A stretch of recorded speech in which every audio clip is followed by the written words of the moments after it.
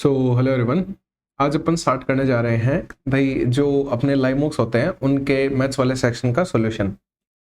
काफ़ी टाइम से मतलब वीडियोस नहीं आ रहे थे, लेकिन अब जैसे मतलब ये पंडित्स वाले जो अपने 2 टेस्ट छूटे हैं वो भी कर लेंगे अपन, और आगे अब कंटिन्यू ही रहेगा मतलब सारी चीज़ें, ठीक है। तो ऑब्वियसली वही आपको पता ही है, बिना टाइम को वेस्ट के अपन स्टार्ट करेंगे। पहले नंबर के क्वेश्चन पे चलते हैं। क्या बता रहा है इसमें कि एचसीएफ अपन को फाइंड करना है। हाँ, एक चीज जरूर रहेगी कि मतलब आपको जैसे मतलब पहले अपन ये कर रहे थे कि जैसे एग्जाम काफी क्लोज थे, तो जैसे मतलब क्वेश्चन आया उसका सॉल्यूशन देख लिया, एक दो मेथड्स देख लिए, पर अब अपन मतलब जैसे उसी चीज पे वापस आ जाएंगे जो स्टार्टिंग में अपना मॉडल एक तरीके से चलता था कि आसपास के सारे कंसेप्ट देखेंगे, डिटेल में सारी चीजें समझेंगे, बढ़िया तरीके से सारी चीजें चलेंगी। तो देखो अब इसमें क्या बता रहे हैं कि एचसीएफ निकालना है अपन को इन नंबर्स का। ये ऑप्शंस दे रखे हैं भाई, जब भी ऐसी टाइप का कोई नंबर आ जाए a अपॉन बी, ठीक है, comma c upon D, comma e upon f, इस तरीके का नंबर चले, तो मतलब जैसे अगर एचसीएफ अपन से पूछ रहे हैं तो अपन ऊपर न्यूमरेटर का एचसीएफ लेंगे सभी के, और डिनोमिनेटर का एलसीएम लेंगे, वो अपना आंसर होगा। यहीं पे अगर अपन से एलसीएम पूछ लेगा तो न्यूमरेटर्स का एलसीएम ले लेंगे और डिनोमिनेटर का एचसीएफ ले लेंगे। एक तरीके से ये फॉर्मूला भी मान सकते हो। देखो भाई, अब इसमें एचसीएफ पूछा है, मतलब 14 का, 12 का, 18 का और 10 का मेरे को क्या लेना है, एचसीएफ लेना है। ऑब्वियसली दिख रहा है मेरे को कि इन सभी का एचसीएफ देखो क्या है भाई, 2 कॉमन आ रहा है, इसमें भी 2, इसमें भी 2, इसमें भी 2, सब में 2 है, मतलब एचसीएफ 2 आ जाएगा। अब एलसीएम की बात करें तो 15, 35, 25 और 21 का एलसीएम लेना है। अब ये कभी अप्रोच नहीं लगानी 15, 35 का आप लिख रहे हो फिर ये वाला कर रहे हो, नहीं। आप ये देखो कि इनमें क्या क्या आ चुका है, क्या कॉमन आ रहा है, वो उस तरीके से जाएंगे अपन। भाई 15 कैसे बनता है, 5 गुणा 3 से बनता है। तो देखो 35 बनता है 7 इंटू 5 से, 5 मेरे पास आ चुका है, एक 7 की कमी है, मैंने एक 7 लिख दिया। अब 25 कैसे बनता है, 5 इंटू 5 से, एक 5 है, मैं एक 5 और ले आऊंगा, आया ना। अब 21 कैसे बनता है, 7 इंटू 3 से, 7 इंटू 3 पूरा है मेरे पास में, यानी ये मेरा क्या है, इस क्वेश्चन का एचसीएफ है। सॉल्व करो। अब देखो 2 इनमें से किसी से भी नहीं घटेगा, सारे प्राइम नंबर्स हैं, मतलब ऐसा ऑप्शन ढूंढो जिसमें 2 है, या तो ये या तो ये, यानी ये दोनों आंसर्स नहीं है। अगर एक ही होता तो टिक करके आगे बढ़ जाते। सॉल्व कर लो भाई, अभी कोई बात नहीं। 5 3 15 हो गया, 15 पंजे 75 हो गया, 75 को 7 से करेंगे 525 आ जाएगा, यानी 2/525 जो है वो पहले क्वेश्चन का आंसर हो जाएगा। बड़ा इजी और मतलब आसान सा कंसेप्ट था ये तो। चलिए सेकंड नंबर के ऊपर। सेकंड नंबर में क्या बता रहे हैं, इजी सी कैलकुलेशन करनी है। 1 अपॉन ये देखो 1/4 है और ये 1/8 है। कायदे से तो इनको इसी स्टेप में जोड़ लेना चाहिए था, पर कोई बात नहीं, अगले में कर लेंगे। अब देखो ये एक में 1 का भाग लगेगा, एक ही बनेगा, पूरा डिवाइड होगा तो भी यही आएगा, यानी इस चीज पे आ जाओ प्लस के अंदर। ये बन गया 10/3। डिवाइड हमेशा मल्टीप्लाई लिखते हैं अपन, और ये क्या हो जाता है, चेंज हो जाता है, यानी 2/5 आ जाएगा, ये 3/4 आ गया। इसको भी अब देखो 6 3 18 और 2 20/3 है, पर मैं गुणा करके 3/20 कर दूंगा, और इंटू में 7/6 तो एज इट इज आ जाएगा। अब इसको सोल्व करने का तरीका क्या होता है, या फिर एक बार इसको ऐसा कैसे रख लो, क्योंकि ये वाली चीजें अपन पूरी सोल्व करके ले आते हैं, बेटर रहेगा। भाई ऐसा कर लेते हैं, देखो 10 दूनी 20 से 20 कट गया, और क्या कट रहा है, 1 3 से 1 3 कट गया, ठीक है। फिर इस 3 से 6 2 बार कट जाएगा। अब 7 तो एक प्राइम नंबर है, नहीं कटेगा, तो 7 अपॉन में 5 चौके 20 दूनी 40 आ जाएगा, 7/40 आ गया। भाई इन दोनों को भी मैं 40 बना लेता हूँ डिनोमिनेटर को, ताकि कैलकुलेशन अपनी इजी बन जाए। तो 40 बनाने के लिए 10 से गुणा भाग करना पड़ेगा, ये बन गया। इसको 5 से करना पड़ेगा, 5/40 आ गया। देखो 7 और 5 12 और 10 22/40 मेरा आंसर आ रहा है।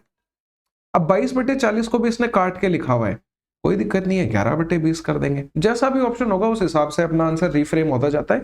इजी इजी चीजें हैं। थर्ड नंबर पे आ जाओ।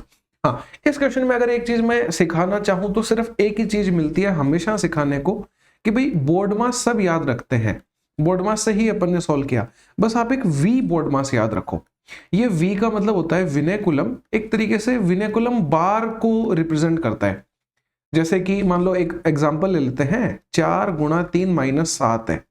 अब कायदे से तो ये गुणा पहले सॉल्व होना चाहिए, लेकिन अगर मैं यहां बार लगा दूं तो पहले ये चीज सॉल्व होगी, फिर अपन इस मल्टीप्लाई पे आएंगे, यानी इसका आंसर क्या बनेगा, 4 गुणा -4 मतलब -16 इसका आंसर आएगा।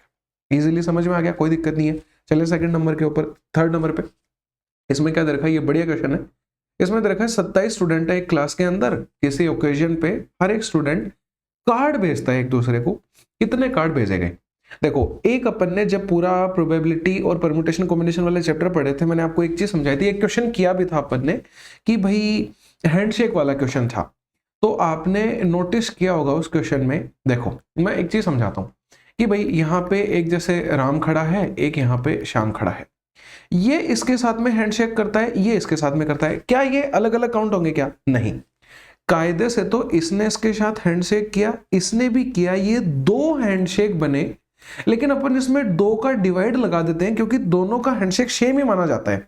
या फिर मैं एक तरीके से बोलूं तो मैंने फॉर्मूला आपको यह पढ़ाया था कि NC2 निकालना है और हर बार 2 से भाग लगा देना है क्योंकि इनके हैंडशेक सेम ही माने जाते हैं, कायदे की बात है, ठीक है। लेकिन जब भी ये कार्ड भेजे जाएंगे ना, तो अपन को इसमें डायरेक्टली क्या करना है, n इंटू n-1 करना है, अपन को डिवाइड बाय 2 नहीं करना। मैं इसका रीजन बताता हूं क्या होता है। भाई जैसे मान लो अपन 4 स्टूडेंट ले लेते हैं, ये जैसे 4 बच्चे हैं, 1 2 3 और 4। मान लो इस बच्चे ने इसको कार्ड भेजा 1, इसने इसको भेजा 2, इसने इसी को भेजा 3, यानी पहले वाले बंदे ने 3 लोगों को कार्ड भेजा, ऐसे ही दूसरे वाला बंदा भी 3 को भेजेगा, तीसरे वाला बंदा भी और चौथे वाला बंदा भी। तो देखो 3 चौके 12 कार्ड भेजे गए, बंदे कितने थे? 4। यानी ये 12 कैसे आया कि 4 गुणा 3 हुआ होगा पक्का, हाँ या ना, कि मतलब सबने एक अपने नंबर से एक कम कार्ड भेजा। यानी कि मैं ऐसा बोल सकता हूं, एक जनरलाइज्ड फॉर्म बना सकता हूं कि n इंटू n-1 हर बार मेरा आंसर रहेगा। मेरे को यहाँ पे डिवाइड बाय 2 करने की नीड नहीं है क्योंकि जो इसने इसको कार्ड भेजा है और जो इस बंदे ने इस बंदे को कार्ड भेजा है वो अलग अलग कार्ड ट्रीट होंगे ऑब्वियसली। यानी कि क्या होगा, डिवाइड बाय 2 नहीं करना, मतलब 27 अगर बच्चे हैं तो 27 इंटू 27-1 यानी 26, ये मेरा आंसर आएगा। मैं यूनिट डिजिट देख लूंगा, 7 6 42, 2 होती है यूनिट डिजिट, यानी 702 मेरा करेक्ट आंसर हो जाएगा। बेहद इजी था, कोई दिक्कत नहीं लगी। 4 नंबर पे आ जाओ। एक मैन है, उसने क्या किया, परचेज किया एक आर्टिकल 3750 रुपए का, ठीक है भाई, यानी कि ये सीपी है उसकी 3750। आगे क्या बता रहे हैं कि एक डिस्काउंट दिया उसने 12.5% का, फिर भी उसको इतना गेन हुआ। अब 2 तरीके हैं करने के, या तो आप पहले क्या करो, इस सीपी से, मतलब देखो डिस्काउंट और गेन दोनों दे रखे हैं, पहले सीपी से गेन पे जाओ, फिर डिस्काउंट लगाओ, फिर मार्क प्राइस निकालो। दोनों तरीके बताऊंगा मैं। एक है कि आप डायरेक्टली इनका रेशियो ले लो। रेशियो कैसे, देखो ये सीपी है, ये मार्क प्राइस है और ये सेलिंग प्राइस है, कोई दिक्कत नहीं है। देखो इसने क्या किया, एक डिस्काउंट दिया है 12.5% का, 12.5 की फ्रैक्शन होती है 1/8। डिस्काउंट देते हैं अपन एमआरपी पे, डिस्काउंट देने के बाद में निकल के आती है सेलिंग प्राइस, यानी 8 थी एमआरपी, 1 का डिस्काउंट दिया मतलब सेलिंग प्राइस 7 आई। गेन कर रहा है 16.66, यानी ये 16 से ही 2/3, इसकी फ्रैक्शन होती है 1/6, हाँ या ना, यानी कि उसने 6 रुपए की चीज थी, उस पे 1 रुपए का फायदा कमाया, यानी उसने 7 रुपए में चीज को बेचा, और यहां भी 7 ही आ रहा है, मतलब ये मैच कर गया। अगर ये मैच नहीं करता तो मैं इनके रेशियो को सेम बनाता, कोई दिक्कत नहीं है। अब देखो इस क्वेश्चन में दम वाली बात ही नहीं बची। इसने परचेज 3750 में किया, मतलब 3750 जो वैल्यू है वो कॉस्ट प्राइस यानी 6 की है, वैल्यू बटा किसकी, गुणा चाहिए जिसकी। भाई पूरे साल मतलब ऑब्वियसली एग्जाम 2026 तक पढ़ने वाले हो, एक फॉर्मूला ध्यान में रखना, वैल्यू बटा किसकी, गुणा चाहिए जिसकी। इस फॉर्मूले के अलावा अपन को बहुत मतलब ऐसे मान लो कुछ नीड ही नहीं पड़ेगी, लगभग क्वेश्चंस में अपन यही यूज करेंगे। तो अब पूछा क्या है, वैल्यू बटा किसकी, गुणा चाहिए किसकी, चाहिए किसकी, मेरे को मार्क प्राइस चाहिए, मार्क प्राइस की वैल्यू 8 है, मतलब मेरे को 8 की वैल्यू चाहिए। सॉल्व करो इसे, 6 से जाएगा 36 6 बार, 15 बचेगा 2 बार, 5 बार, 625 को 8 गुणा करते हैं 5000, अपना इस क्वेश्चन का करेक्ट आंसर आ जाएगा। बेहद इजी था, मेरे को कोई दिक्कत नहीं लगी, आसान से सोल्व हो गया। अगर मैं यहां से जाता तो क्या करता, भाई सीपी पे अगर अपन प्रॉफिट या लॉस करवाते हैं तो अपन सेलिंग प्राइस पे जा सकते हैं, यानी मैं 3750 के ऊपर 1/6 का फायदा करवाता, यानी 7/6 का फायदा होता है, यानी अब ये निकल के आ जाती, देखो ये सीपी थी, ये यहां निकल के आ जाती है एसपी। मेरे को तो मार्क प्राइस पे जाना था, मार्क प्राइस कब निकल के आती है, जब अपन मार्क प्राइस पे डिस्काउंट देते हैं और सेलिंग प्राइस पे जाते हैं। तो देखो 12.5% फ्रैक्शन 1/8, यानी कि कोई एक मार्क प्राइस रही होगी जिसपे 1/8 का डिस्काउंट दिया होगा, यानी कि 7/8 में बेचा होगा इस चीज को, तो मेरे पास में सेलिंग प्राइस निकल के आएगी। ये चीज सॉल्व करते, या फिर मैं तो ये भी नहीं बोलता ये करो, आप डायरेक्टली क्या कर सकते थे, डिस्काउंट दे रहा है 1/8 का यानी 7/8, इधर 8/7 डायरेक्टली लिख देते, उल्टा, कोई दिक्कत नहीं है। इस चीज को भी सिंप्लीफाई करोगे, कभी भी कर लो, देखो 7 से 7 कट रहा है, ये 8 वहीं जाएगा, 3750 इंटू 8/6 बनेगा, वही चीज यहाँ बनी थी, ये थोड़ा सा मुश्किल है, ये थोड़ा सा इजी है, बाकी दिक्कत कहीं नहीं है। 5 नंबर पे आ जाओ। क्या बता रहे हैं? एक आर्क है जिसकी लेंथ दे रखी है 171.60। भाई आर्क का मतलब एक सर्कल की आर्क होगी, ये सर्कल है, इस पे एक आर्क है, मान लो ये आर्क है ऐसी, ठीक है, कोई दिक्कत नहीं है। क्या बता रहा है इसमें आगे कि सबटेंड कर रही है 108 डिग्री का एंगल, 108 डिग्री का एंगल बना रही है, मतलब इस तरीके से 108 डिग्री का एंगल बनाया है इसने।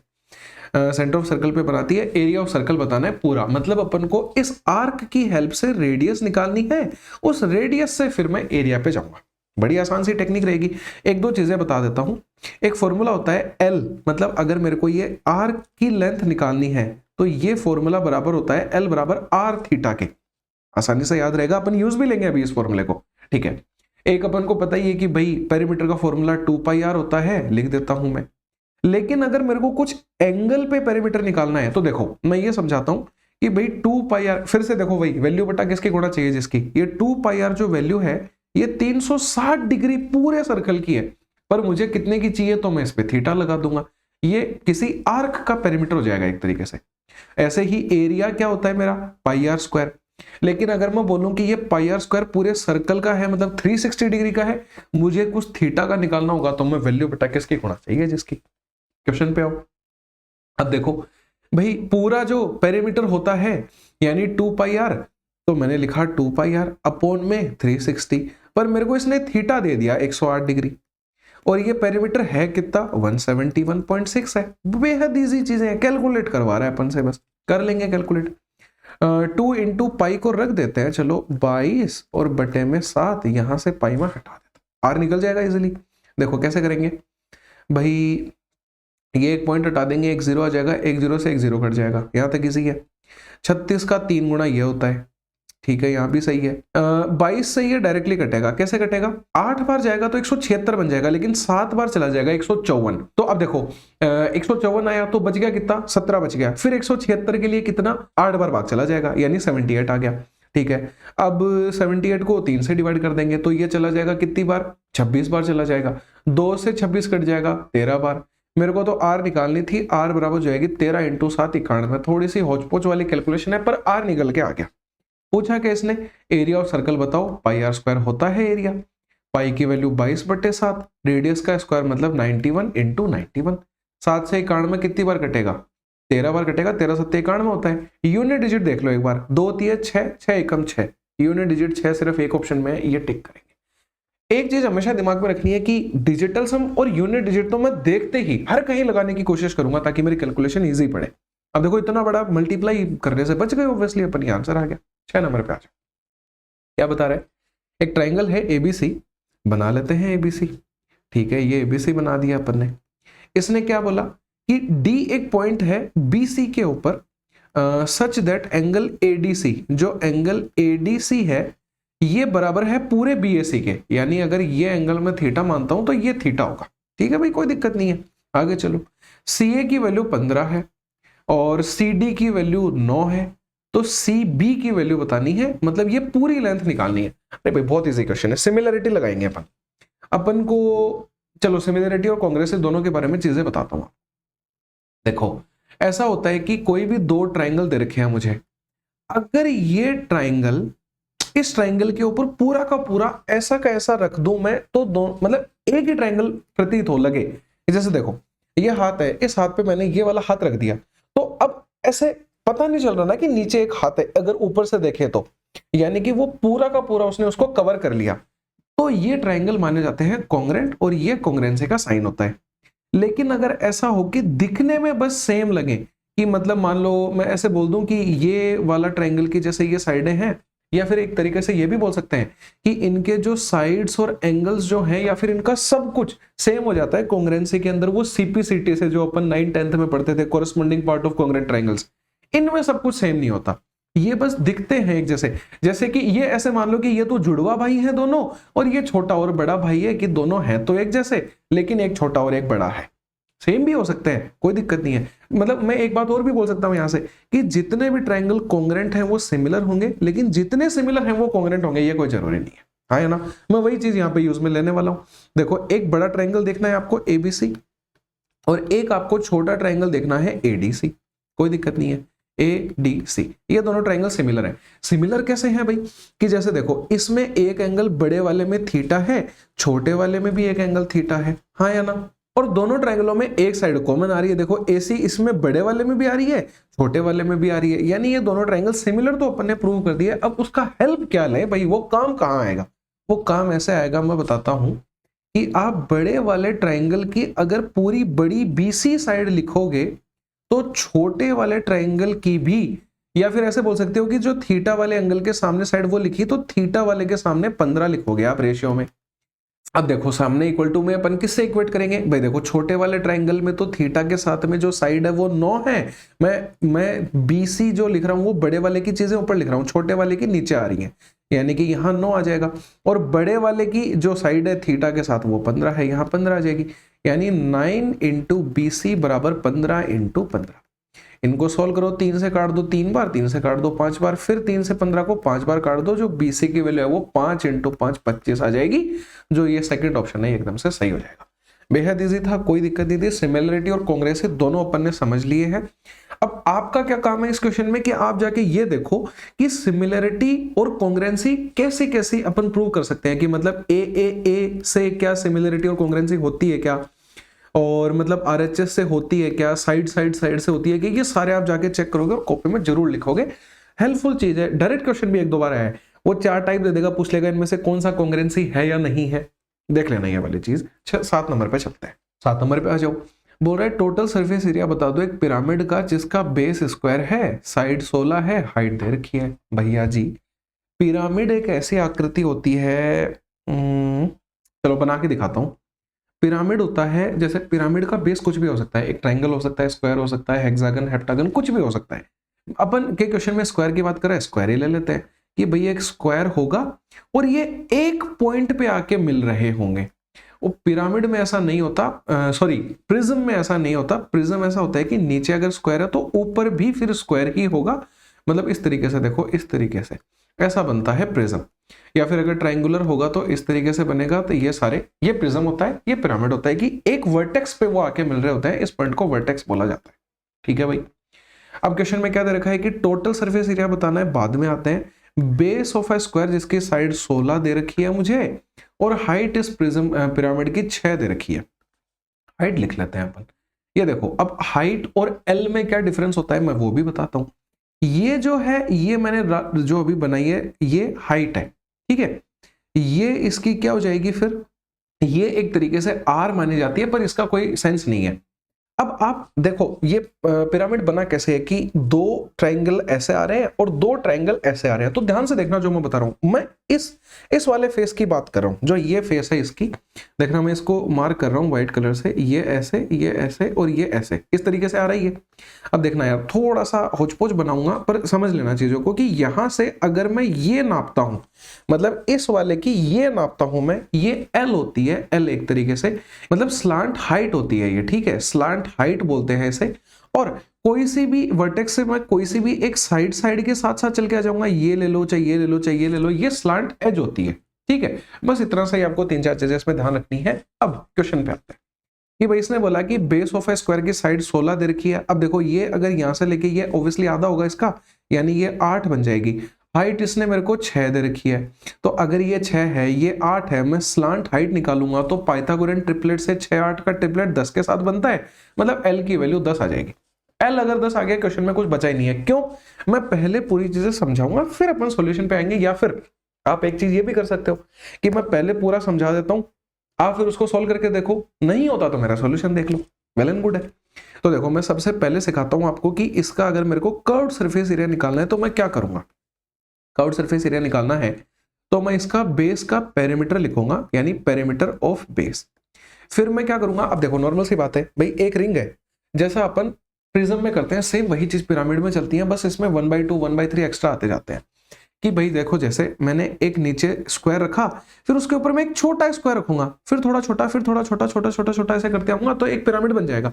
प्रिज्म में अपन सेम साइज के रखते हैं, तो मतलब इस पेरीमीटर ऑफ बेस को मैं हाइट से तो गुणा करूंगा, बस इसमें क्या होगा, एक फालतू लफड़ान आ जाएगी जो कि है 1/2 वाली, कि एक 1/2 मेरे को एक्स्ट्रा लगाना पड़ेगा। क्यों, ये चीज ध्यान रखना है कि जो भी ऐसे आकृति होती है, जैसे आपने ध्यान दिया होगा कि अपन कोण का फॉर्मूला लिखते हैं तो उसमें देखो पाई आर स्क्वायर एच के साथ में 1/3 आता है, तो बस इसमें CSA में 1/2 और वॉल्यूम में 1/3 आएगा। इनके रीजंस क्या है वो अपन किसी और दिन समझ लेंगे। सेकंड देखो अब क्या है, TSA मुझे लिखना है, तो TSA में मुझे CSA तो पूरा लिखना ही पड़ेगा, साथ में मुझे एक बेस का एरिया भी ऐड करना पड़ेगा। प्रिज्म में दो बेस के मतलब नीचे और ऊपर का एरिया ऐड करते हैं, इसमें एक ही बस बेस का एरिया जुड़ेगा। और अगर मुझे थर्ड नंबर पे वॉल्यूम लिखनी है तो वो होती है कि आप बेस का एरिया लिखो, उसको हाइट से गुणा कर दो और एक 1/3 लगा दो। ये 1/2 और 1/3 के रीजन किसी और दिन बताऊंगा कि क्यों है। अब क्वेश्चन के सॉल्यूशन पे आते हैं। इसने बोला कि टोटल सरफेस एरिया निकालना है, मतलब CSA और प्लस में बेस का एरिया आना चाहिए। CSA के लिए ये लिखना है पेरीमीटर ऑफ बेस, तो भाई स्क्वायर है, स्क्वायर का पेरीमीटर होता है 4A, यानी 16 × 4 आ जाएगा। इनटू में हाइट नहीं है, मतलब ये L है, स्लांट हाइट है ये एक तरीके से, तो स्लांट हाइट अभी निकाली थी 10 आएगी, एक 1/2 भी आएगा एक्स्ट्रा, प्लस में बेस का एरिया, स्क्वायर है, साइड का स्क्वायर एरिया होता है, यानी 16 का स्क्वायर मतलब 16 × 16 आ जाएगा। 2 से 4 कट जाएगा 2 बार, 16 दूनी 32 मतलब 320 बनेगा, 16 × 16 256 बनेगा, यानी कि यह आ जाएगा 576 576, मतलब ये वाला ऑप्शन आंसर है। बेहद इजी था, मतलब सिर्फ मैंने समझाने में एक्स्ट्रा चीजें आपको टाइम लिया, बाकी क्वेश्चन का सॉल्यूशन मुश्किल से 10 से 15 सेकंड का है। ठीक है भाई, 8 नंबर पे आ जाओ। एक गर्ल है 1.5 मीटर टॉल, मतलब ये गर्ल बना दी अपन ने, इस तरीके से गर्ल बनेगी। ठीक है, ये इसकी 1.5 मीटर की हाइट है। ये अब यहाँ पे इसके आंखें होंगे ऑब्वियसली। ठीक है, हाइट एंड डिस्टेंस के क्वेश्चन में ऐसा ही माना जाता है। ये सन को देख रही है over the top of a building, कि मतलब एक यहाँ बिल्डिंग है और यहाँ एक सूरज है, तो मतलब जो सूरज का एंगल निकल के आएगा वही बिल्डिंग के एंगल से मैच करेगा वो वाली चीज। यानी कि अगर मैं यहाँ पे इन चीजों को ऐसे मिला दूं तो ये वाला एंगल थीटा ही रहने वाला है। टॉप ऑफ अ वॉल जो 3.5 मीटर की हाइट की है, अब देखो ये 1.5 है, अगर ये 3.5 है तो 1.5 यहाँ हो जाएगा और 2 यहाँ हो जाएगी, तभी तो 3.5 बन पाएगा। ठीक है, वॉल जो है वो 2 मीटर दूर है इससे, यानी कि ये 2 मीटर की दूरी है। ठीक है, एंगल ऑफ एलिवेशन ऑफ सन पूछा है, यानी ये थीटा पूछा है। अगर ये दो है, मतलब कि रेशियो बराबर आएगा, मतलब थीटा ऑब्वियसली 45 है, मतलब सॉल्व भी करने की नीड नहीं है, बाकी कर लेना। tan थीटा बराबर 2/2 करना, भाई ये 2 तो ये भी 2 है, ऐसे मानना है। और 9 नंबर पे आओ। एक बॉक्स है जिसमें डिनोमिनेशन दे रखी है मुझे 1 रुपए की, 50 पैसे की और 25 पैसे की। कॉइन्स का रेशियो जो है, यानी नंबर का जो रेशियो है वो है 3, 2 और 5। इनकी वर्थ 252 है। भाई वैल्यू बटा किसकी गुणा चाहिए, जिसकी 252 वर्थ किसकी है। भाई देखो 1 रुपए के 3 सिक्के होंगे, मतलब 3 रुपए हो जाएंगे। 50 पैसे के 2 सिक्के होंगे, मतलब 1 रुपया बन गया। 25 पैसे के 5 सिक्के होंगे, देखो 125 बनेगा, यानी 1 रुपया और 25 पैसा, या फिर मैं उसे 1 सही 1/4 भी लिख सकता हूं। ये बनेगा 5/4 + 4। इसको सोल्व कर लेना, मैं बता देता हूं। ये ऐसे बनेगा 252 बटे में 4 और प्लस में 5/4, यानी कि 16 और 5 21/4 बन गया इवेंचुअली। यानी कि जो 252 वैल्यू है वो 21/4 की है, बटे 4 को मैंने ऊपर भेज दिया। वैल्यू बटा किसकी लिख चुका हूं, अब चाहिए किसकी, 25 पैसे वाले कितने सिक्के हैं वो निकालने हैं, 5 सिक्के हैं, 5 की वैल्यू निकालनी है। 21 से ये पक्का कटेगा, वरना इतने एग्जैक्ट आंसर आ ही नहीं सकते। 21 एकम 21, 4 बच गया, यानी 21 दूनी 42, 12 पंजे 60, 60 चौके 240 मेरा करेक्ट आंसर आ जाएगा, जो कि फर्स्ट ऑप्शन है वो सही हो जाएगा। ऐसे क्वेश्चंस में तो दिक्कत आनी ही नहीं चाहिए, ये तो मतलब जनरल ऐसे मान लो मेंटल एक आपकी एबिलिटी चेक कर रहे हैं। ठीक है, 10 नंबर पे क्या बता रहा है इसके अंदर कि एक रेक्टेंगुलर पैरेलल पाइप्ड है। भैया जी मतलब ऐसे समझ लो कि एक तरीके से तोते उड़ा दिए थे मेंस वाले पेपर में। पैरेलल पाइप देख के पहली बार में बहुत से बच्चे घबरा गए थे, जबकि पैरेलल पाइप कुछ नहीं होता, एक क्यूबॉइड को अपन पैरेलल पाइप बोल देते हैं। ठीक है, और ऑब्वियसली वैसे भी रेक्टेंगल से ही बनता है अपना क्यूबॉइड भी। ठीक है, तो इसमें दे क्या रखा है कि हाँ वैसे देखो पैरेलल पाइप जो होता है उसमें वेक्टर्स का काम आता है, वो उसमें डिटरमिनेंट से सोल्व होता है, वो सब एक जेई लेवल की चीजें हैं, वो वहां नहीं जाएंगे अपन। अपने लेवल पे पैरेलल पाइप मतलब एक क्यूबॉइड है, उसको सोल्व करना है। सम ऑफ लेंथ ब्रेड्थ और हाइट 15 दे रखा है, मतलब L + B + H = 15 गिवन है। आगे क्या बता रहा है कि length of its body diagonal is 10। भैया जी बॉडी डायगोनल क्या होता है, चलो क्यूबॉइड के बारे में चीजें देख लेते हैं। क्वेश्चन आएगा तो सारी चीजें देखेंगे और फिर आप ही सोल्व करोगे, मैं क्यों करूंगा। ये क्यूबॉइड मानते हो आप, ठीक है। इस क्यूबॉइड में अगर मैं ऐसा बोलूं कि आपको इस कोने से, देखिएगा इस कोने से इस कोने पे आना है, अपने रूम में इमेजिन करके देखो कि उस वाले ऊपर कोने से इस नीचे वाले कोने पे मेरे को आना है इस तरीके से, तो भैया जी क्या होगा, ये बॉडी डायगोनल माना जाता है। इसकी लेंथ होती क्या है, इसको एल से या फिर मैं ए से रिप्रेजेंट कर दूं तो इसकी वैल्यू होती है अंडर रूट में L square plus B square plus H square, आया ना। बाकी अपन को L S A T S A और वॉल्यूम तो पता ही है, लिख देता हूं लिखना चाहते हो तो भाई एल एस ए लिखना है तो 2HL प्लस बी होता है, टी एस ए लिखना है तो 2 times of L B plus B H plus H L होता है, और अगर वॉल्यूम लिखनी है तो एल बी एच होती है। सब इजी इजी बात है, ये नॉलेज है अपन, ये काम का था। यानी इसने मेरे को दे रखा है अंडर रूट में L square plus B square plus H square की वैल्यू इसने मुझे 10 दे रखी है क्वेश्चन। अगर मैं यहां से इनकी वैल्यू निकालूंगा, अब बताओ इसने क्या पूछा कि टोटल सरफेस एरिया बताओ, मैं नहीं सॉल्व कर रहा हूं आप करोगे। 2LB plus B H plus H L, क्या आइडिया लग पा रहा है कि ये कैसे निकाल सकता हूं मैं, सोचो थोड़ा सा। एक अगर ध्यान में चीज आ रही है कि a प्लस बी प्लस सी का होल स्क्वायर क्या होता है, वही लगेगा, बस इसमें लगा दो। भाई होता है कि अगर मैं a प्लस बी प्लस सी का होल स्क्वायर लिखता हूं तो वो आता है a square plus B square plus C square plus में 2 times of A B plus B C plus C. Formula भी रिवाइज हो गया आपका। a plus B plus C की वैल्यू 15, 15 का square 225, a square B square C square की value यहां से निकालूंगा तो 10 का स्क्वायर 100 बन जाएगा। ये मुझे चीज निकालनी है, इसको बार बार लिखने की नीड नहीं है। 100 उधर जाके घटेगा 125 आंसर आ जाएगा, ये सही कर लेंगे अपन, नॉर्मल चीज है।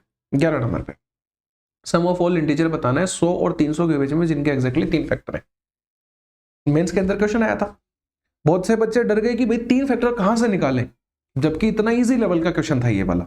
ठीक है, मेरे को पता है वहां पे एक अलग लेवल का प्रेशर होता है, उनमें ये वाली चीजें क्लिक नहीं करती हैं, लेकिन अगर पहले से, अब देखो ये आपका देखा हुआ है, ये फिर क्वेश्चन आएगा तो आप ऐसे सोचोगे कि क्या मतलब बकवास कर रहे हैं, क्या मतलब मजाक किया जा रहा है अपन से।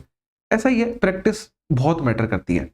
एग्जैक्टली 3 फैक्टर्स होते हैं प्राइम नंबर्स के। प्राइम नंबर देखो भाई मैं बताता हूं कैसे प्राइम नंबर, कैसे, जैसे देखो मैं, और प्राइम नंबर भी एक्चुअली नहीं, प्राइम नंबर के स्क्वायर का, ऐसे मैं ज्यादा बेटर बोल पाऊंगा। क्योंकि देखो जैसे मैं एक प्राइम नंबर ले लेता हूं, मैंने ले लिया 2, प्राइम नंबर है, 2 का स्क्वायर करता हूं मैं 4 आएगा। इस 4 के एग्जैक्टली 3 फैक्टर निकल के आएंगे। कैसे कैसे, देखो एक तो 1 आएगा, एक 2 आएगा, एक ये नंबर खुद आएगा। अब इनके अलावा आप कोई भी नंबर लोगे ना, जैसे आप एक ओड नंबर का भी स्क्वायर करोगे तो वो कई बार आपको गड़बड़ कर देगा। जैसे 9 का स्क्वायर आप 81 करोगे तो इसके कई फैक्टर निकल के आ जाएंगे, 1, 3, 9, 81, 3 फिक्स नहीं रह पाएंगे। लेकिन अगर मैं प्राइम का स्क्वायर करूंगा तो वो पक्का मुझे 3 देके जाएगा। एक्सेप्शन है 0 और 1, क्योंकि उनके अंदर तो कोई फैक्टर्स बनते ही नहीं है। अब देखो 100 और 300 के बीच में बात करिए तो ऐसे नंबर ढूंढ लो जो प्राइम नंबर्स के स्क्वायर होते हैं। तो भाई 100 के बाद में 121 आता है एक, तो जो कि 11 का होता है। फिर 12 का तो लेने की नीड नहीं है, 13 का ले लोगे 169, ठीक है। फिर अब देखो क्योंकि 169 का 1, 13 और 169 खुद, बस 3 ही फैक्टर निकल के आ पाएंगे। फिर 14 को छोड़ दो, 15 को छोड़ दो, 16 को छोड़ दो, 17 का हो जाएगा कितना, 289। 17 से ऊपर मैं नहीं जा पाऊंगा क्योंकि 17 का फिर ऊपर 19 आएगा, 19 का 361 मेरी रेंज से बाहर चला जाएगा। इसने पूछा इनका सम बता दो इन तीनों का, इनका मत कर देना। इसने नंबर्स का पूछा है तो इनके बीच में जो नंबर निकाले हैं उनका बताना है। अब इनको भी नहीं है ऐसे कि बच्चे की तरह जोड़ रहे हैं, क्योंकि यूनिट डिजिट देखो 9 सब में सेम है। तो बेस्ट ऑप्शन क्या है, इन दोनों को जोड़ो पहले। देखो 70 और 20 90, 290, और ये भी 290 ही है, एक बढ़ा देंगे ना तो 580 में से एक कम, यानी 579 मेरा आंसर आ जाएगा। ये सही है। थोड़ों को मतलब चीजों को थोड़ा सा फास्ट करने की कोशिश करो, बढ़िया मेथड्स लगाओ, ठीक है, मजा आता जाएगा। 12 नंबर पे हो, कंसिडर द फॉलोइंग स्टेटमेंट। अब देखो जो आज क्वेश्चन आया था सेम वही बातें चल रही हैं कि 2 ट्राइंगल अगर कॉन्ग्रेंट हैं तो वो सिमिलर होंगे। हाँ, मैंने सेम लाइन बोली थी कि अगर कोई भी 2 ट्राइंगल अगर कॉन्ग्रेंट हैं तो वो हमेशा सिमिलर माने जाएंगे। ये बात एकदम से सही है। सिमिलर वाले कॉन्ग्रेंट नहीं माने जाते कभी भी। 2 इक्विलेटरल ट्राइंगल जिनकी डिफरेंट साइड है वो सिमिलर है लेकिन कभी कॉन्ग्रेंट नहीं हो सकते। कायदे की बात ही है कि भाई 2 इक्विलेटरल ट्राइंगल हैं, जैसे एक ट्राइंगल है जिसकी साइडें 3, 3, 3 है और एक ट्राइंगल है जिसकी साइडें 6, 6, 6 है। तो अब देखो ये इक्विलेटरल है, सारी साइडें बराबर, सारे एंगल बराबर, इसके भी अंदर एंगल्स तो बराबर होंगे 60-60 डिग्री के, पर साइडें अलग आ गई, मतलब ये कॉन्ग्रेंट नहीं बन पाए लेकिन सिमिलर बन पाए। हाँ, यानी इसकी बात सही है। और ये बोल रहे हैं 2 ट्राइंगल सिमिलर है तो वो दे मस्ट बी कॉन्ग्रेंट, नहीं, अपनी बात को कॉन्ट्राडिक्ट कर गई ये चीज, तो यानी ये गलत हो गया। ओनली 1 और 2 सही है। पूरा समझा के आ चुका हूं, दोबारा से मेहनत नहीं करेंगे। 13 नंबर पे चलते हैं। इसमें क्या बता रहे हैं, एक कंटेनर है जिसमें 60 लीटर ऑफ मिल्क है, जिसमें से 24 लीटर ऑफ मिल्क अपन ने बाहर निकाल दिया और उसको पानी से रिप्लेस कर दिया, यानी कि वापस अपन ने 24 लीटर पानी डाल दिया उसमें। और ये वाला प्रोसेस अपन ने 3 बार किया है टोटल, ऐसे नहीं है कि इसके बाद में 3 बार, सिर्फ ये 3 बार किया है। तो फाइनल रेशियो बताना है मिल्क और वाटर का, ये भी देख लेना, मिल्क और वाटर पूछ रहा है, वाटर और मिल्क नहीं पूछ रहा। बाकी बहुत ईजी है, 2 मेथड बताता हूं, फर्स्ट और सेकंड। देखो सबसे पहला तो एकदम बेसिक मेथड कि भाई 60 लीटर मेरे पास में दूध था, उसमें से मैं 24 लीटर कोई चीज निकाल रहा हूं, तो मैं परसेंटेज अगर देखूं तो देखो ये है 24/60 इंटू 100, जल्दी से निकाल लेंगे, ये 4 बार कट गया, मतलब 40% चीज मैंने निकाल दी। अगर मैंने 40% चीज निकाल दी मतलब 60% चीज रह गई। 60% की फ्रैक्शन होती है 3/5, यानी कि जो मेरा 60 मेरे पास में मिल्क था उसके अंदर से मैं, मतलब उसमें मिल्क बच कितना रहा है, इस 60 का 3/5, लेकिन ये वाला प्रोसेस 3 बार, यानी इसकी पावर 3 बच रही है, यानी 60 की पावर 27/125 मेरे पास में क्या बच रहा है, मिल्क बच रहा है। अगर मैं वाटर निकालना चाहता हूं तो क्या होगा भाई, टोटल मेरे पास में 60 था सॉल्यूशन, उसमें से इतना मिल्क है, यानी 60 इंटू 27/125, देखो थोड़ा सा बड़ा है क्योंकि बेसिक मेथड है, यानी ये वाटर है भाई। 60 को अगर कॉमन लूंगा, 125 में से 27 जाएगा तो 98 बचेगा, यानी 98/125 इतना वाटर आ जाएगा, ये मिल्क ये वाटर। इसने पूछा इन दोनों का रेशियो बताओ, भाई 60 और 125 दोनों में कट रहे हैं 27 और 98, अपना आंसर आ रहा है, ये करेक्ट हो जाएगा। पर मैं एक कायदे की बात बताना चाहता हूं कि मेरे को इस क्वेश्चन में 60 का कोई रोल ही नहीं है, अपन सिर्फ रेशियो पे फोकस करके काम कर सकते हैं। कैसे, मैं बताता हूं कि भाई 24 लीटर अपन निकाल रहे थे 60 में से, इनकी मैं फ्रैक्शन देखूं तो 12 दूनी 24, 12 पंजे 60, कि मेरे पास में कोई 5 चीज थी, उसमें से मैं 2 चीज निकाल रहा हूं, तो बच कितनी रही है, 3 चीज बच रही है। और बची हुई पे मेरे को काम करना है, क्योंकि मेरे को इसने लास्ट में दूध और पानी का रेशियो पूछा है, तो मैं दूध पे काम करूंगा क्योंकि दूध निकाल रही है बेसिकली एक तरीके से, यानी कि 3/5 इसकी, और 3 बार प्रोसेस करी है, इसका क्यूब करेंगे 27/125 आ जाएगा। यानी इस चीज का मतलब क्या है कि 125 में से 27 मेरे पास में दूध है, अगर टोटल 125 में से 27 दूध है, इन दोनों को घटाएंगे मतलब 98 मेरे पास में पानी है, यानी 27/98, 1 सेकंड में आंसर आ जाएगा। बेहद इजी क्वेश्चन है, इसमें तो कोई दिक्कत वाली बात ही नहीं है। 14 नंबर पे आ जाओ, प्रिज्म का भी क्वेश्चन आ गया, बहुत ही अच्छी बात है भाई। प्रिज्म कैसा होता है, और देखो ये रेगुलर हेक्सागन जैसा है, अगर मैं ट्रायंगुलर प्रिज्म बनाऊं तो वो इस तरीके का बनेगा, ऐसा है कि बेस और जो छत होती है वो सेम होती है। हेक्सागोनल कैसे बनेगा, वैसे तो डायग्राम की नीड नहीं होनी चाहिए, टाइम वेस्टेज ही है डायग्राम बनाना तो, पर फिर भी एक विजुअलाइजेशन के लिए बना देता हूं। इस तरीके से कुछ बनेगा, ठीक है। ये क्या कर दिया मैंने, ये चलेगा कुछ इस तरीके से, ठीक है, और इनको मिला दिए जाएंगे, ये यहाँ ये यहाँ ये यहाँ, इस तरीके से। थोड़ा सा अटपटा दिख रहा है लेकिन समझ में आ रहा है कि हाँ प्रिज्म है, ठीक है भाई। क्वेश्चन पे चलते हैं। इसने बोला कि जो रेगुलर हेक्सागन की साइड है वो 10 है और हाइट इसकी 16√3 है, ये वाली हाइट होती है, यहाँ बोल दो चाहे, देखो ये जो मैंने बनाई थी ये वाली, ये हाइट है देखिए, इसने 16√3। वॉल्यूम पूछी है भाई, वॉल्यूम क्या निकलेगी कि बेस का एरिया करो और उसको हाइट से गुणा कर दो। पिरामिड में भी मैंने सेम चीज करी थी कि बेस का एरिया इंटू हाइट, बस मैंने एक 1/3 एक्स्ट्रा लिया था क्योंकि ये ऐसी आकृतियां थी। प्रिज्म में ऐसा कुछ होता नहीं है, इसलिए डायरेक्टली आ जाएगा। तो भाई बेस का एरिया निकालो। अब बेस का एरिया भी देखो, जिसको हेक्सागन का एरिया बेस का याद नहीं है, मैं वैसे तो बता देता हूं, 3√3/2 साइड का स्क्वायर होता है, पर घबराने की कोई नीड नहीं है, आप हर एक चीज निकाल सकते हो। भाई एक बात बताओ मुझे, हेक्सागन जो होता है उसको अगर मैं ऐसे डिवाइड कर दूं तो ये 6 इक्विलेटरल ट्रायंगल बन गए। एक इक्विलेटरल ट्रायंगल का एरिया क्या होता है, √3/4 साइड का स्क्वायर, पर ऐसे ये 6 है, देखो 6/4 को सॉल्व करोगे 3/2 ही आ जाएगा, सेम यही बन गई चीज। इनटू हाइट करनी थी, हाइट तो है ही मेरे पास में, सब रख देता हूं मैं, 6/4 बोल दो या फिर मैं 3/2 ही लिख लेता हूं, √3 आ गया। ए का स्क्वायर मतलब कि 10 का स्क्वायर, यानी 10 इंटू 10, और इंटू हाइट का मतलब 16√3। भाई 2 से 16 कट गया 8 बार, 8 इंटू 3 बन गया 24, 24 इंटू 3 बन गया 72, 72 के आगे 2 0 मतलब 7200 करेक्ट आंसर। बेहद इजी चीज है। 15 नंबर पे आ जाओ। एक टैंक है वो एक पाइप के द्वारा 12 घंटे में भरा जा सकता है और एम्प्टी किया जा सकता है बी के द्वारा 18 घंटे में, ये खाली करने वाली है। फिर एक सी पाइप है जो उसको 24 घंटे में भर सकती है, यानी ये दोनों फिलिंग पाइप थी, ये एम्प्टिंग पाइप है। आगे चलते हैं। इसने बोला कि तीनों पाइपों को टुगेदर खोल दिया जाए तो जो टैंक है वो 9 घंटे में भर जाता है। यानी कि a प्लस बी प्लस सी जो है वो 9 घंटे में इसको भर देते हैं। एलसीएम ले लो भाई, एलसीएम आ रहा है 72 आ रहा है, 12 छिकी 72, 18 चौके 72, 24 तिये 72 और 9 अट्ठे 72। इसने बोला कितनी फॉर हाउ मेनी आवर्स, कितनी देर बाद में पाइप बी या फिर बी को कितनी देर बाद बंद किया गया या फिर बाई को कितनी देर खुला रखा गया, बी वाली पाइप को। ये पूछ रहा है अपन से, कोई दिक्कत नहीं है, बेहद इजी सवाल है। मैं बताता हूं कैसे करना है। कि भाई देखो, इसने बोला कि अगर तीनों पाइपों को खोलते हैं ना तो टैंक जो है वो 9 घंटे में भर जाता है। अपन बी वाली पाइप को बंद कर रहे हैं, मतलब ए और सी वाली पाइप तो पूरे 9 घंटे काम करी होंगी, यानी कि 6 और 3 9 की एफिशिएंसी से 9 घंटे काम किया होगा, मतलब 81 काम कर दिया।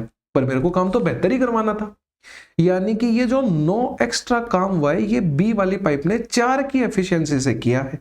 हाँ या ना, ये इसकी कोई रोल नहीं है, ये रहने देना।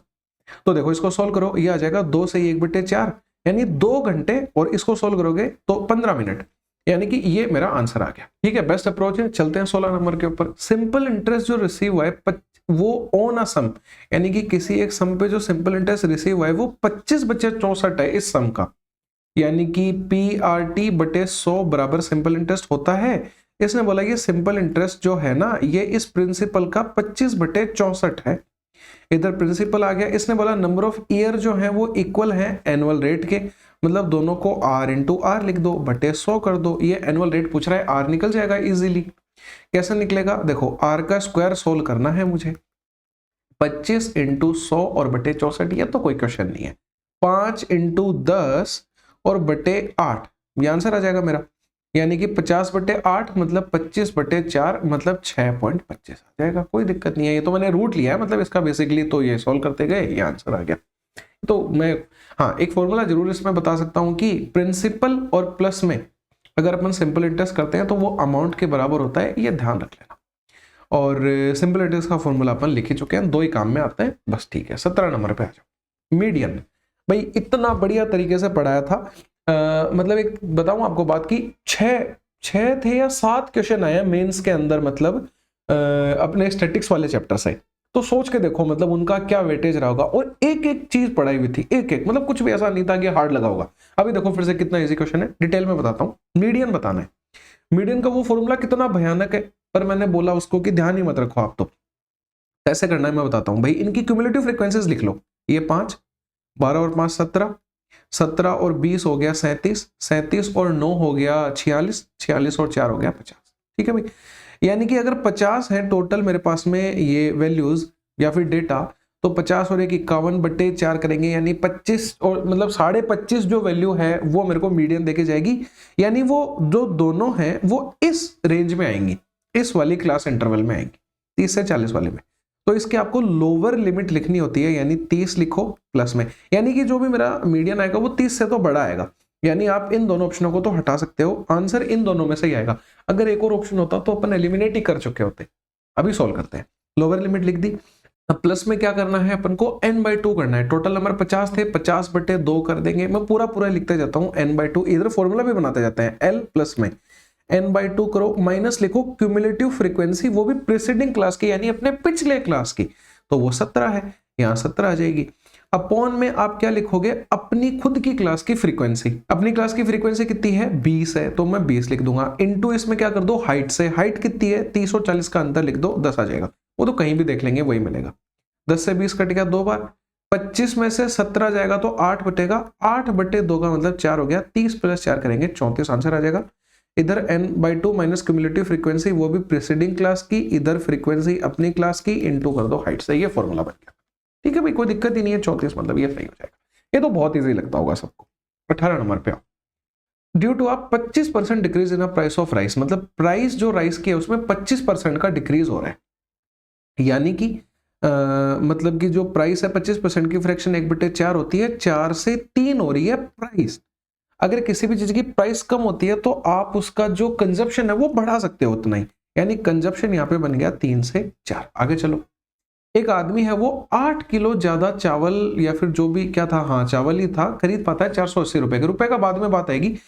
8 किलो ज्यादा खरीद पा रहा है, मेरे लिए तो मैं 1 ही किलो ज्यादा खरीद पा रहा हूं, मतलब 1 की वैल्यू 8 है, यानी यहाँ 32 और यहाँ 24। मतलब ओरिजिनली वो 24 किलो खरीद पा रहा था, अब वो 32 किलो खरीद पा रहा है। अब जो भी पूछेगा वो देख लेंगे। ये पूछ रहा है प्राइस ऑफ राइस बताओ बिफोर द रिडक्शन, यानी कि बिफोर मतलब ओरिजिनल चीज की, यानी ये। तो वही वो 480 रुपए की 24 के भाव खरीद रहा था, मतलब 20 रुपए किलो उसको चीजें मिल रही थी। ये ऑप्शन सही हो जाएगा, है ना? बड़ा इजी है। 19 नंबर पे आते हैं। ए बी और सी डी दो कोड है एक सर्कल की जिनका सेंटर ओ है और एडी डायमीटर है। मतलब अपन को एडी डायमीटर बनाना है कैसे भी करके। तो देखो ए बी को अगर मैं ऐसा बना दूं, और देखो डी अपन पहले डायमीटर बना देते हैं ताकि सेंटर से निकल के आ जाए। ओ सेंटर है, ये डी है। अब दूसरी बना दो जो सी डी थी वो, इस तरीके से, ठीक है। अब ये बोल रहे हैं ए बी और सी डी पॉइंट पी पे मिलती है। भाई ये तो अपनी तो नहीं मिल पाएंगी, तो इसको थोड़ा सा और सही करना पड़ेगा। कोई बात नहीं, कर लेंगे। ये बनेगी कुछ इस तरीके से, मान लो यहां बना दो। तो देखो ये सेंटर से निकल के ऐसे ओ आ जाएगा, ये डी बन जाएगा, ये अपनी दूसरी कोड हो जाएगी और ये यहां मिल जाएंगी पॉइंट पी पे। DAP एंगल 27 डिग्री है। ये बहुत इजी क्वेश्चंस होते हैं, इनमें छोटी छोटी ट्रायंगल की प्रॉपर्टीज ध्यान में रखनी पड़ती हैं, सर्कल की और ट्रायंगल की। इजीली आंसर आ जाता है। देखिएगा आप, DAP एंगल दे रखा है इसने 27 डिग्री, यानी ये 27 है। APD 35 दे रखा है, APD यानी ये वाला एंगल 35 है। ये पूछ रहा है DBC बता दो आप, DBC, तो इसको यहां मिला दो, ये यहां मिला दो, ये मेरे से ये एंगल पूछ रहा है। देखो कितना इजी निकल के आएगा। और लगभग तो ऐसा होता है कि इनमें मतलब ऐसा होता है कि दो आपको छोटी छोटी थ्योरम बता देता हूं, यही काम आती हैं। कि ये एक सर्कल की कोड है, इस कोड, ये कोड सर्कमफ्रेंस पे सेम एंगल सबटेंड करती है। ये एंगल भी ये सर्कमफ्रेंस पे टच हो रही है भाई। अगर ये थीटा है तो ये भी थीटा, ये भी थीटा, इधर भी देखूंगा तो ये भी थीटा, सेम एंगल सबटेंड करेगी। और जो सर्कल के सेंटर से डायमीटर एक तरीके से जाता है वो हमेशा 90 डिग्री का एंगल सबटेंड करता है। ये टच हो रही है, ये देख लेना, है ना? तो अब देखो क्वेश्चन पे आओ भाई, मैं पकड़ लेता हूं। हाँ, अगर यहां पे कोड नहीं बना रखी तो कोई दिक्कत नहीं है, ये आर्क भी कर लेगी। बाकी ये कोड आप ड्रॉ कर सकते हो, कोई फर्क नहीं है। अब देखो इस कोड से मैं देखूं तो अपन क्या करते हैं, कोई भी एक एंगल निकाल लेते हैं, ठीक है। जैसे देखो ये 27 और 35 को जोड़ो एक बार, तो ये 30 और 20 50 और 62 डिग्री आ गया। यानी कि अगर मैं ये पूरा एंगल निकालूंगा 180 में से घटा के 62 को, तो कितना आ जाएगा? 118 आ जाएगा। अब देखो, या फिर आप ऐसा भी कर सकते हो कि ये वाला एंगल आप एक्सटर्नल एंगल मान सकते हो 27 और 35 का, बाकी 180 में से 118 को घटा लो, ठीक है। मैं भागने लग गया, मेरे को पता है। ये पिछली बार काफी कमेंट्स आए थे कि भागा मत करो, आराम से बताता हूं। देखो 27 और 35 इस ट्राइंगल के लिए, एडीपी वाले के लिए, ये एक एक्सटर्नल एंगल है। तो मैं 27 और 35 को जोड़ के ये एंगल डायरेक्टली भी 62 लिख सकता हूं। किसी को ये क्लिक नहीं कर रहा, तो वो ये करना कि ये एंगल जोड़ना, ये जोड़ना, 180 में से घटाना, ये निकालना, फिर एक सीधी लाइन पे 180 डिग्री होता है, तो 180 में से 118 घटाऊंगा तो भी ये 62 ही आ जाएगा। इजी चीज है, कोई दिक्कत नहीं है। अब देखो ये एंगल 62 निकल गया। अब मैं इस कोड पे आता हूं। ये कोड देखो, ये वाला एंगल 62 डिग्री बना रही है, तो यहां भी ये 62 डिग्री बनाएगी। इतना समझ में आता है? मेरे को इसने क्या पूछा? ये एंगल पूछा है इसने। अब ये कैसे निकलेगा? ये बहुत इजी बन गया। अब देखो कि कोई भी सर्कल के सेंटर से जो कोड जाती है वो डायमीटर होती है, और डायमीटर हमेशा 90 डिग्री का एंगल बनाती है। ये देखो, यानी ये 90 डिग्री का एंगल है, उसमें से 62 यहां है, यानी इधर क्या 28 बचा है। ये मेरे से पूछा ही, ये मेरा आंसर है। मतलब सिर्फ सर्कल की छोटी छोटी थ्योरम लगा के मैं बहुत इजीली आंसर निकाल सकता हूँ। 20 नंबर पे आ जाते हैं। ये तो क्या बोलूं, फुद्दू क्वेश्चन बोल देता हूं मैं। कि एक थ्योरम होती है a की पावर 4 प्लस b की पावर 4 प्लस में a स्क्वायर b स्क्वायर, ये बराबर होता है a square plus b square minus ab into में a square plus b square plus ab के। बहुत इजी सी चीज है। तो अगर देखो ये टर्म दे रखी है 42, ये बराबर होगी 3 इंटू में X square plus Y square plus X Y के। मान रहे हो ये चीज? यानी कि अगर मैं इसकी वैल्यू निकालूंगा तो ये 14 आ जाएगी directly, X square plus Y square plus X Y value वैल्यू। और मेरे को ऑलरेडी क्या दे रखा है? X square plus Y square minus X Y दे रखा है मुझे 3। पूछा क्या है? 4xy। तो भाई देखो एक्स वाई पूछा है, तो इन दोनों को घटा तो नहीं सकते, मतलब जोड़ तो नहीं सकते, क्योंकि ये हट जाएगा, यानी घटा देते हैं। ये घटाया, ये घटाया, ये घटाया, ये साइन बदल गया, इसलिए ये कट जाएगा, ये कट जाएगा, ये 11 आ जाएगा 2xy की वैल्यू। लेकिन इसने 4xy पूछा, इसका डबल कर दो, इसका डबल कर दो, 22 आंसर आ जाएगा। ठीक है भाई। 21 नंबर पे आते हैं। फर्स्ट 15 ओवर में एक क्रिकेट मैच के जो रन रेट है वो 3.6 है पर आवर। तो मैं टोटल रन निकाल लेता हूं। तो भाई 15 ओवरों में रन रेट 3.6 की चली, 15 इंटू 3.6 करेंगे, 15 6 90, 15 3 45 और 9 करेंगे 54 रन रेट आ जाएगी। एक तरीका और भी है गुणा करने का कि 15 3 45 कर लो और 15 को 6 से 90, लेकिन 9 मान लो उसे, 45 और 9 जोड़ोगे 54 आ जाएगा, आसान है। अब ये बोल रहे हैं कि what should be the run rate in remaining 25 over to reach a target of 260 run, मतलब उसे 260 रन बनाने हैं। भाई 54 तो ऑलरेडी बना चुका है ना, यानी कि अब मुझे 204 रन ही और बनाने हैं। और अब ये देखो क्या बोला कि इन रिमेनिंग 25 ओवर, यानी ये 204 रन मुझे 25 ओवर में बनाने हैं। ये भाग लगाऊंगा, रन रेट आ जाएगी। रन रेट होती क्या है कि आप कितने ओवर में कितने रन पे जा रहे हो, वही है। तो मेरे रन थे, मेरे पास में आवर थे, मैं डिवाइड किया, रन रेट आ जाएगी। 25 8 200 होता है, ऊपर कुछ जाएगा, 8 पॉइंट कुछ कुछ आएगा, 8 पॉइंट कुछ कुछ, ये ऑप्शन आ जाएगा। 8.5 तो नहीं जा सकता, 8.24 आएगा, सोल्व करके देख लेना। आ जाते हैं 22 नंबर। दीपक और ब्रिजेश ने एक इंटरव्यू में पास अपीयर हुए 2 वैकेंसीज के लिए। प्रोबेबिलिटी दीपक के सिलेक्ट होने की तो 1/6 है, ब्रिजेश की 2/7 है। प्रोबेबिलिटी बतानी है, none of them selected is. ये भाई बढ़िया क्वेश्चन है। एक बात बताता हूं इस पे, प्रोबेबिलिटी में मैंने बताया भी था कि मान लो आपके सिलेक्ट होने की प्रोबेबिलिटी अगर 1/4 है तो नहीं होने की 3/4 हो जाएगी। इसको 1 में से घटा देते हैं, है ना। अब देखो इसने क्या बोला कि नन ऑफ देम सिलेक्टेड, मतलब कोई सा भी नहीं होना चाहिए, यानी ये भी नहीं होना चाहिए, 1 में से घटाएंगे 5/6, ये भी नहीं होना चाहिए, 1 में से घटाएंगे 5/7, और ये दोनों काम नहीं होने चाहिए, ये भी नहीं ये भी नहीं, मतलब मल्टीप्लाई करेंगे। वही पूरा चैप्टर पढ़ लेना जाके, बहुत डिटेल में बताई हुई है कि दोनों काम जब हो रहे हैं तो मल्टीप्लाई करते हैं या प्लस कब करते हैं, सब बताया हुआ है। ये वही चीज है कि मतलब आपकी जो मोहतरमा है उनको ये वाली ड्रेस भी लेनी है, ये वाली भी लेनी है, मतलब आप उनमें कॉम्बिनेशंस बनाते हो, मल्टीप्लाई आता है यहाँ पे। ऐसा नहीं है कि ये भी ले लो ये भी ले लो तो वहां प्लस होता है, वो पता है अपन को। तो भाई 25/42 आंसर आएगा, ये सही हो जाएगा। जिनको नहीं पता है वो चैप्टर पढ़ लेना जाके, फिर बोल रहा हूँ। 23 नंबर पे एक होलो स्फेरिकल शेल है जिसका एक्सटर्नल रेडियस 9 है, इंटरनल 6 है। मेल्ट एंड रिकास्ट का क्वेश्चन है, मतलब वॉल्यूम को बराबर करना है। होलो स्फेरिकल शेल की वॉल्यूम होती है एक, मतलब स्फेरिकल शेल की 4/3 पाई आर क्यूब होती है। होलो है मतलब r³ माइनस r³ हो जाएगा। इसको किसके बराबर करना है, मेल्ट एंड रिकास्ट करके फिर स्फेरिकल बॉडी बनाई है और रेडियस 3 की है, तो 4/3 पाई 3 का क्यूब आ जाएगा इस बार, कोई दिक्कत नहीं है। लेकिन इसने क्या बोला कि 20% मटेरियल लॉस्ट हो गया। अरे तो भैया जी ये जितना भी वॉल्यूम था इसका 20% लॉस हो गया, मतलब बचा होगा इसका 80%, कोई दिक्कत नहीं है। हाउ मेनी स्फेरिकल बॉल्स, यानी कि यहाँ पे n स्फेरिकल बॉल बनेंगी, जैसे जैसे बोलता है वैसे वैसे मैं बनाता जाता हूँ। ठीक है, इसको सॉल्व करो, कोई दिक्कत नहीं है।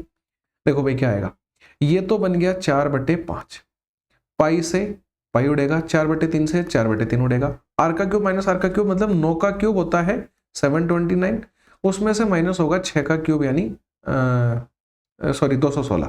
ठीक है, इसको लिख दो भाई 4/5 इंटू में ये कितना आ जाएगा, ये आएगा 513 बराबर में n इंटू में ये 27 आ गया। ये 27 से पक्का कटेगा वरना इतना एग्जैक्ट आंसर नहीं आ पाते। 27 से एक बार कट गया पहले तो बच गया 24, फिर 243 आ गया, तो ये 9 बार चला जाएगा। अब देखो एक बार इसको सोल्व करते हैं पूरा, फिर अपन एक छोटी सी चीज इसमें और रखेंगे आज के बाद में यार, जो बहुत हेल्पफुल रहने वाली है। मैं क्या बताना चाह रहा हूँ, पहले इसको सोल्व कर लो। ये 19 चौके 76 बन गया, बटे 5 करेंगे, ये n की वैल्यू आएगी, इसको सोल्व करेंगे तो ये देखो 5 एकम 5 और 26 के लिए 5 पंजे 25, मतलब 15 पॉइंट कुछ कुछ आ रहा है। मतलब एग्जैक्टली यहाँ से तो 15 ही बॉल बन पाएंगे ना, वो जो पॉइंट आ रहा है वो हटा देंगे अपन, यानी कि यहाँ से 15 बॉल बन पाएंगे। ये आंसर सही हो गया। अब मैं बस एक बात बताना चाहता हूँ कि जब भी आप वॉल्यूम को इक्वेट करोगे तो आपको पता है कि भाई इधर भी स्फेयर है इधर भी स्फेयर है, तो आप ये 4/3 पाई चाहे लिखो चाहे मत लिखो उससे कोई फर्क नहीं पड़ना, वो कट्टे जाना है, तो बस वो इतना कोई बड़ी बात नहीं है। 24 नंबर पे आ जाओ। 4 इक्वल साइज के मैक्सिमम सर्कुलर प्लेट्स अपन को काटनी है स्क्वायर पेपर की शीट से। ये स्क्वायर शीट है। अब इससे 4 मैक्सिमम सर्कुलर प्लेट्स कब कटेंगी, जब देखो ये इस तरीके से एक दूसरे को टच कर रही होंगी, हाँ या ना।